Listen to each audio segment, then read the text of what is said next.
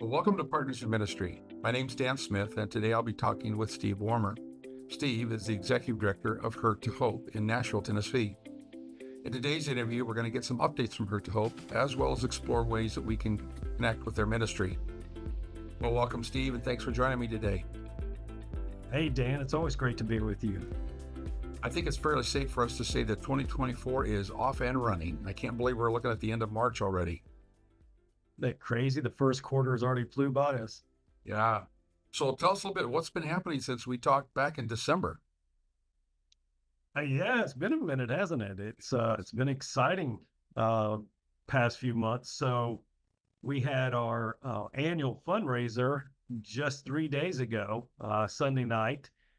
And what we do for that is we partner with a wonderful organization called Nashville Praise Symphony. It's a group of volunteer-based but professional musicians that do have to audition for their slots. And their organization chooses about I think 8 to 9 nonprofits that they put on a benefit concert every single year.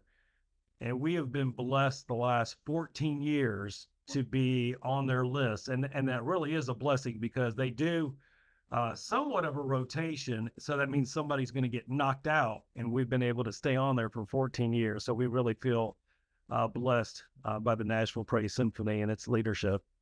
So that was Sunday night. And what that looks like is we have this huge church that we reserve. This one was in downtown Nashville, right next to Bridgestone Arena. And I mean, if you've never been to Nashville, Tennessee recently, it's grown a lot. And it's St. Patrick's Day. When this event was, the SEC basketball tournament had just let out a little bit before. So it was chaotic, but once you're inside, it's wonderful and great to fellowship with everybody. An evening of praise and worship music.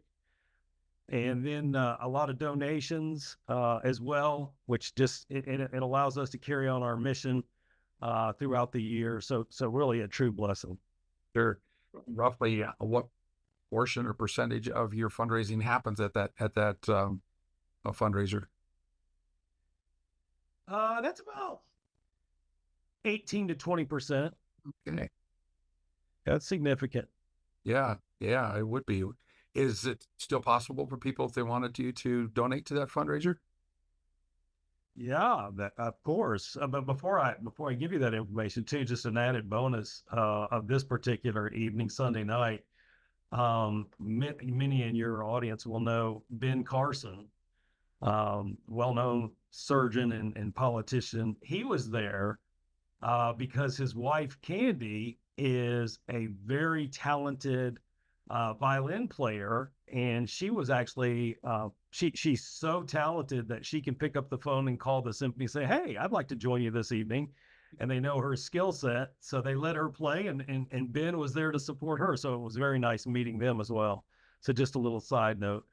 Yeah, you can go to our website, which is www, lowercase, the word hurt, and then the number 2, and then hope. So hurt2hope.org. And we have a donations page, and you can give there. Sure would appreciate any amount anyone would consider giving. Sure. Yeah, if you're interested, we'll put that link in the notes of the YouTube description on this video too, so you can go right to it from there, as well as you would like to contribute. So I know one of the big things that Hurt to Hope does is workshops. So do you got any workshops coming up? And if so, when are they, and who can be a part of those? Yeah, so with my wife, Rebecca, and I, in the transition of taking on the leadership with the agency, one of the things, being a pastor myself, is we really had a vision to see our workshops expand into churches and to get ministers the help they needed. And so we're really super excited to announce the first ever Hurt to Hope for Ministers workshop, which is just about, from the time you and I are recording this, it'll be a month away. By the time your viewers see this, it'll be less than that. So we really appreciate your prayers. This workshop is in Springfield, Illinois, and it's with the United Methodist Church of Central and Southern Illinois. So we're super excited about it. coincidentally or not coincidentally, I guess, depending on how you look at it, Rebecca and I were in the ministry for several years in Springfield. This is not affiliated with the church we were involved with there, but God has a sense of humor sometimes, and he's taken us back to Springfield to do the first ever workshop for ministers. So we're excited about it for sure. Is a big thing for you. And I'm happy to announce that that's one of the things we've been working on, is building a great prayer team. So if you'd like to be a part of the prayer team, there's a link also for you to just click on, and you can request to be put on that list of prayer requests and keep updated with what's going on that way too as well. So that's awesome. What are an example of some of the changes that people are seeing in their lives as a result of being a part of these workshops? Typically, in general, what we find is if people will give their heart to it and do the work, that they will find they will have a lighter air about them.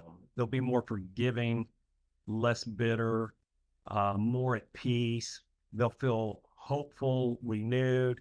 Matter of fact, some of these words I'm giving you: renewed, revived, hopeful, energized, peaceful. Those are actual words that we receive from people at the end of workshop. We learned along the way to do this little exercise where when they come into the workshop, and of course they're feeling all kinds of different things when they come into it, maybe heavy, resentful, or unforgiving, but we don't ask them to share that out loud. We ask them to write down 3 words that they're feeling coming into the workshop and put that away, and then we'll come back to it. And then we ask them what 3 words describe how they're feeling at the end of the workshop. And by then they're comfortable sharing the before and the after. And when the before and after are shared, you can clearly see how God moved in that 10-hour workshop. So it's always a special time to do that. Sure. Yeah. Now, I understand that you're starting something new, and I believe you're calling it a Masterclass. So what is that? And who's it for? What are you trying to accomplish through the Masterclass? Yeah, so super excited about that. We're calling it Hurt to Hope, a journey of a lifetime through healing and renewal. And basically what it is it's taking our workshops and making it available online. Masterclass, educational class, not sure exactly how we'll promote that, but it's basically our workshop condensed down to a few hours that you can take from the comfort of your own home. And we're excited about that because we think about people that live very far away that can't make a workshop. We think about people that may, single mom that's working 2-3 jobs. Someone that's anxious about being with other people and being so intimate with some of their, inner struggles, that they can take it from the comfort of their own home. They can go through it at their pace. And also for the people, we have a lot of people go through our workshops that are always wanting to know when the next one is, because there's a certain class or teaching segment that really impacted them, and they want to go through it again just to hear that part again, which is great. We call those folks alumni, and we always welcome them to come back through. But now they would have that teaching at their fingertips for the rest of their lives. So we're super excited about that. It's a long project that I just got back from Florida a couple of weeks ago, shooting the first videos for. The reason Florida, I'm in Memphis, Tennessee, and then our guy that helps us with that in Jacksonville, he's got all the equipment necessary to shoot that video, but it's going to require a couple more trips at least. So it'll be a few months in the making, but please, prayer warriors, be praying for that, because we think it's going to help a lot of people. Sure. I would assume again that there's probably going to be information on your website in terms of how to be a part of that, as well as probably social media that will make some announcements of coming times and so forth. Is that right? There will be. It's a little premature for that at this point, but yes, there certainly will be as it draws closer. Yeah. So be sure, if you're not doing so already, make sure that you're following Hurt to Hope on Facebook to stay up to date with some of those things that are happening. And of course, we mentioned the website. That's the best place to stay informed on all that's going on. So, well, Steve, before we go, is there any last words you'd like to share? Anything else you want to tell us about what's happening with Hurt to Hope? I just want to say thank you to everyone that's praying for us. We've got a lot of exciting things that the Lord is putting before us. Pray specifically that He gives us the strength and the resources to be able to carry them through. And really, that's just it. Just keep praying for us. Keep following us on social media, and check out our YouTube channel, which has testimonials, people that have been through it. You can hear it from me all the time, but it's always powerful to hear the testimonies from people that have been through it. Great. And by the way, a reminder, all links to all of those are going to be in the description of this YouTube video. So be sure and check those out there. So, hey, Steve, thanks so much for joining me today. It's always good to hear what God's doing through your ministry. Thank you, Dan. I appreciate Quakerdale telling. You bet. Hey, if you got any questions or if you'd like to learn more about Hurt to Hope, you can see Steve's contact information here on the screen, but you can also find it in the show notes for this episode on our website or on the description of this YouTube video. On behalf of Hurt to Hope, Steve Warmer, and Partners in Ministry, I want to thank you for joining us. And until next time, let's get out there and serve as Christ serves.